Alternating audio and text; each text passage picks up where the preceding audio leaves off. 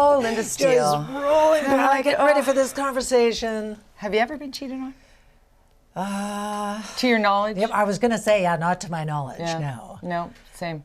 But the reason we're talking about infidelity is because it was making headlines this week. In Toronto, the mayor, who's popular with enough people to get reelected, I think it was three times. Yeah.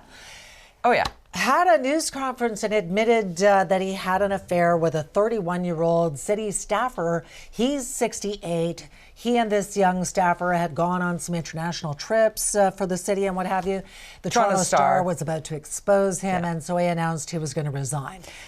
So one of the things a couple of things with this that really surprised me, I happened to be watching the news on a Friday night at 5:34 because I looked at the clock. I'm like, Friday at 5:34. What time is it in Toronto? Okay, it's 8:34 p.m. on a Friday. Buried on a Friday.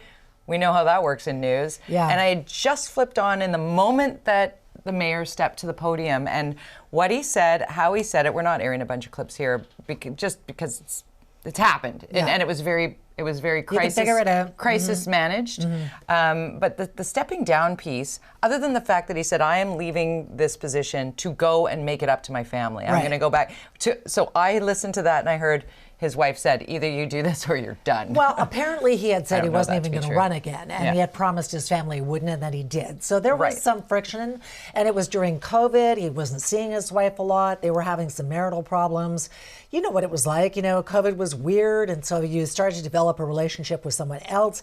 Is it, for me, yeah, I guess you could say it's a moral failing. Stuff happens. You fall in love with people under weird circumstances. If you fall in love with people under weird circumstances, you break up with the person you're with. I don't care if you're married to them or if they're your girlfriend or your boyfriend or your whatever. You tell them first.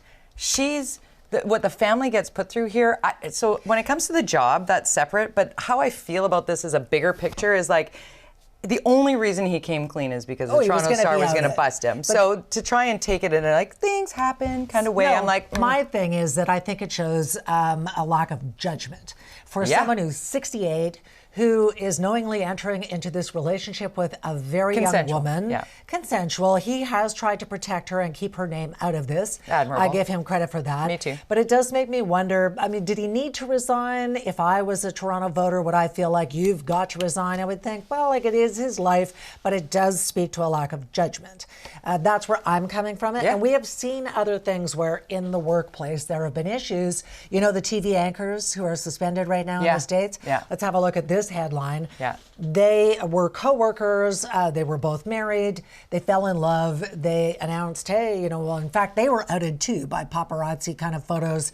And so the network suspended them both. Now they're suing the network. Do you think that was fair?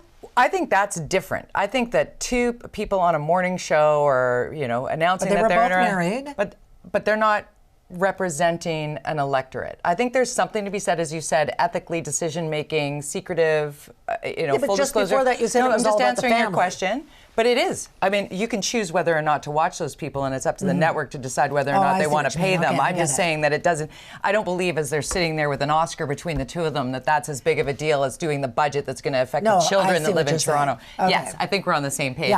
But I feel really strongly that, you can't really dictate, like you said, how people manage and navigate their romantic scenario. Right. However, when you're in public office, and we know how this might play out if in the highest office in the land, because we saw a president of the United States impeached for not having sex with that woman, not having sexual relation. And that's why he was impeached, because he lied about it. Right. And I could see, here's a young woman. Bill Clinton was very charismatic. I mean, I didn't find him physically attractive, but I can see how she was enamored. That was incredibly bad judgment on the U.S. president's part to engage in sexual relations with a young intern. So Bill Clinton paid the price. Hillary Clinton paid the price for standing by her man. But she gets to make that choice, and that's where I find that, be careful.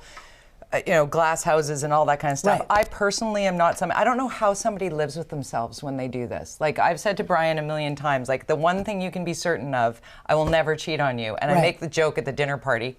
I don't know if I've ever said this to you, but it's like, hey, if you fall in love with someone else, tell me and we'll move on. I find out you've been with someone else and you're going to find all of your stuff on the road in front of my house. Like, that is how, but there's a respect level that is associated with that. And that's what disappoints me here, because I do believe that this mayor, because I lived in Toronto, I've been, I don't know John Tory, but I've been in his I've been in the atmosphere, the orbit around him. Yes, thank you.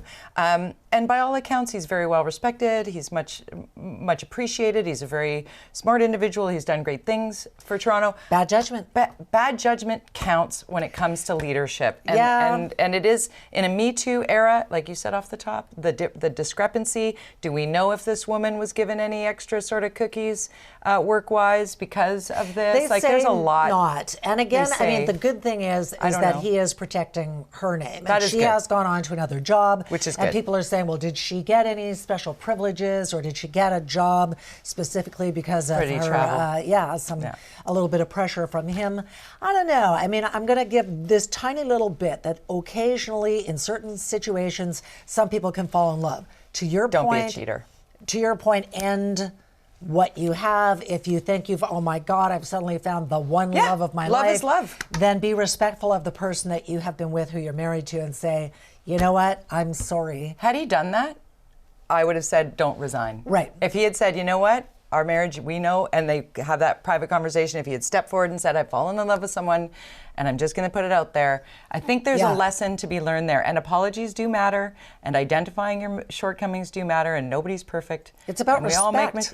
We make mistakes for sure, but this one, I feel like it came out because of the paper. Well, it did. And there was a time there, as recently as today, where he was like, oh, maybe he's not going to resign because Doug Ford, the Ontario Premier, said, you can't resign. And some councillors, he did come out today and say he is going to resign tomorrow. So that's tough. But we're going to get into more stuff that's going to make the top of your head pop off, because up next we got what? Well, we have what the hell is wrong with people, and really, is there anything lower than somebody who's going to scam a vulnerable senior who's afraid? What the hell is wrong with this guy? Coming up next. Identify this guy, please.